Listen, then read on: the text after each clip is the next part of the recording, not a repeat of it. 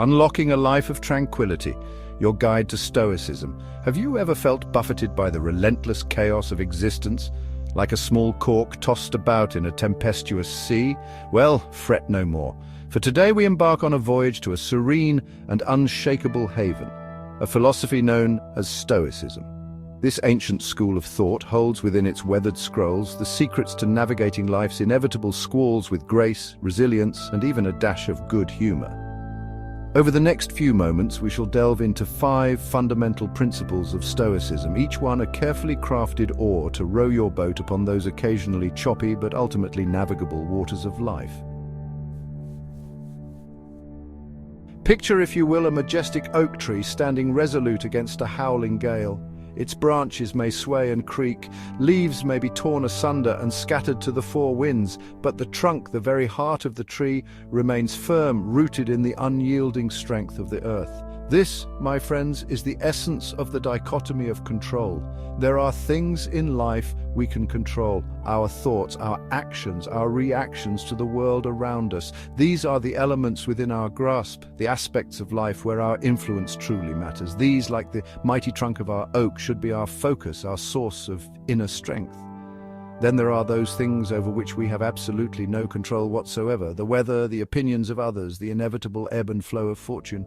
These external forces are like the changing seasons, the tides of the ocean, ever shifting and beyond our command. These are the blustering winds, the forces that may buffet us but cannot break us, unless, of course, we allow them to.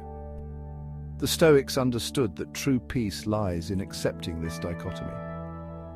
In focusing our energy on what we can control, we cultivate a garden of serenity within ourselves, a garden that can weather any storm. This inner garden becomes a sanctuary, a place of refuge and strength.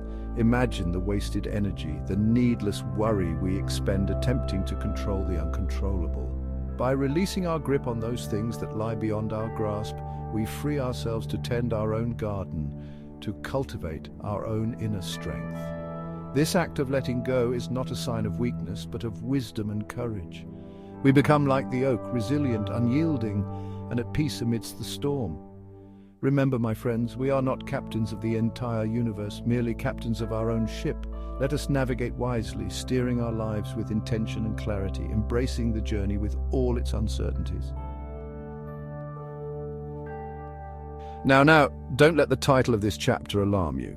Negative visualization may sound grim, but it's a remarkably effective technique for cultivating gratitude and fortifying oneself against the slings and arrows of outrageous fortune. Imagine this, if you will. You're enjoying a particularly delicious ice cream cone when suddenly, disaster! A flock of pigeons descends upon you, leaving you bereft of your frozen confection. Disheartening, isn't it? But what if we had envisioned this unfortunate event had transpired? Would we not have savored each lick a little more? This, my friends, is the subtle art of negative visualization. By contemplating the impermanence of the things we hold dear, we deepen our appreciation for them in the present moment. Moreover, by mentally preparing ourselves for setbacks and challenges, we diminish their power to disrupt our equilibrium when they do occur. We become, in a sense, inoculated against disappointment. So let us embrace the Stoic practice of negative visualization, not as a descent into pessimism, but as a means of deepening our appreciation for the present moment and fortifying ourselves against the inevitable vicissitudes of fate. Chapter 3, Embracing Discomfort. Comfort, that most seductive of sirens, how we crave her warm embrace, her promise of ease and security. But be warned, my friends, for the relentless pursuit of comfort can lead us down a treacherous path, a path that ultimately weakens the spirit and stifles our true potential. Imagine a life lived entirely within a padded cell, a sanitized bubble of perpetual comfort. While such an existence may sound superficially appealing, would it not in time become a prison of our own making? Would we not, like a muscle atrophy from lack of use, find our souls withering from a lack of challenge? The Stoics understood that true strength is forged not in the fires of comfort, but in the crucible of discomfort. It is by venturing beyond our cozy confines, by embracing challenges and pushing our limits, that we discover hidden reserves of resilience we never knew we possessed. Think of the athlete who pushes their body to the brink, enduring pain and fatigue in pursuit of victory. It is in these moments of discomfort, these trials by fire, that our spirits are tempered, our characters are refined, and our true potential is unleashed.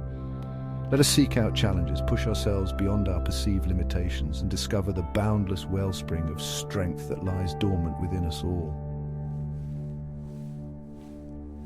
Chapter 4. Living in accordance with nature.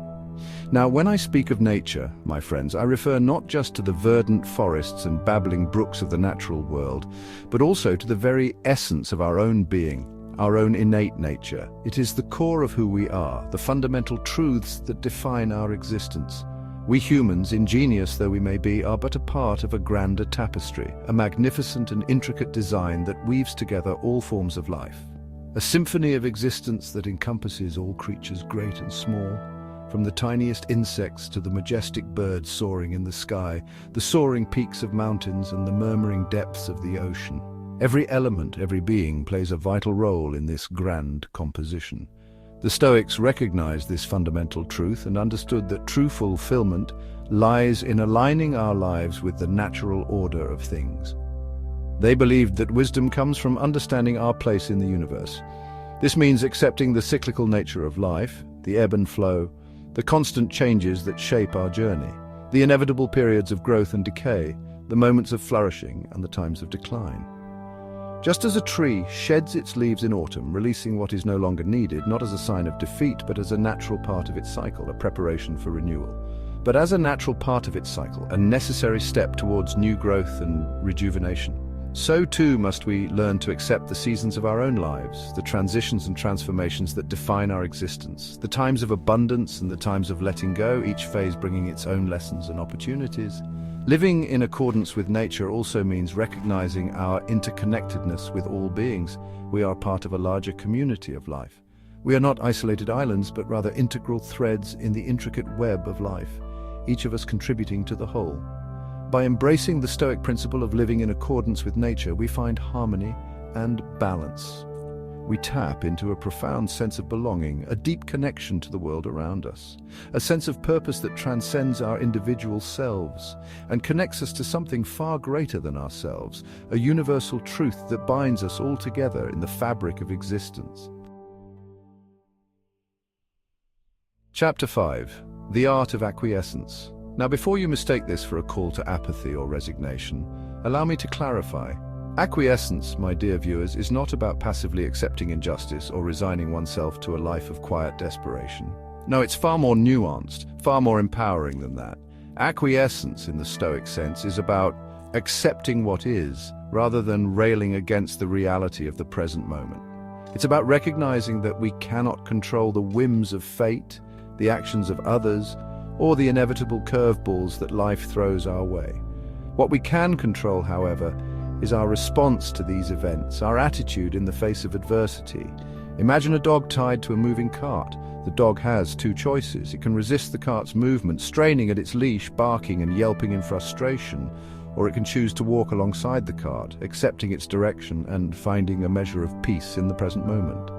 Now, I'm not suggesting we become mindless followers, blindly accepting whatever life throws at us. We can and should still strive to create positive change in the world, to fight for justice, to pursue our passions with gusto. But we must also learn to recognize when our struggles are futile, when our desires are out of alignment with reality. In these moments, acquiescence becomes a superpower, freeing us from the shackles of our own resistance and allowing us to find a measure of serenity amidst the storm. By accepting what is, we open ourselves to the possibility of finding solutions we might have otherwise overlooked. Let us learn to accept what is, to let go of our need for control, and to find peace in the present moment, however imperfect it may seem. This practice of acquiescence is not about giving up, but about gaining a deeper understanding of our place in the world. It allows us to focus our energy on what truly matters, on the things we can influence and change. By doing so, we cultivate a sense of inner peace and resilience, enabling us to navigate life's challenges with grace and wisdom. So embrace the art of acquiescence and discover the profound strength that lies in acceptance. Remember, it's not about surrendering to fate, but about finding harmony within ourselves and the world around us. In this way, we can live more fully, more authentically, and with a greater sense of purpose and fulfillment. And so, my friends, our journey through the tenets of Stoicism draws to a close for now. But fear not, the wisdom of these ancient philosophers is timeless, a constant source of solace and guidance for those who seek it.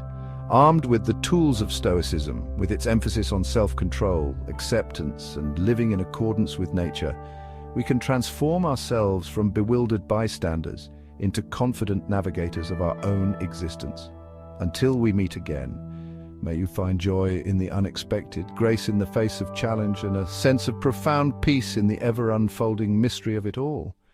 If you enjoyed this journey, don't forget to like, comment, and subscribe for more insights and wisdom. Stay curious.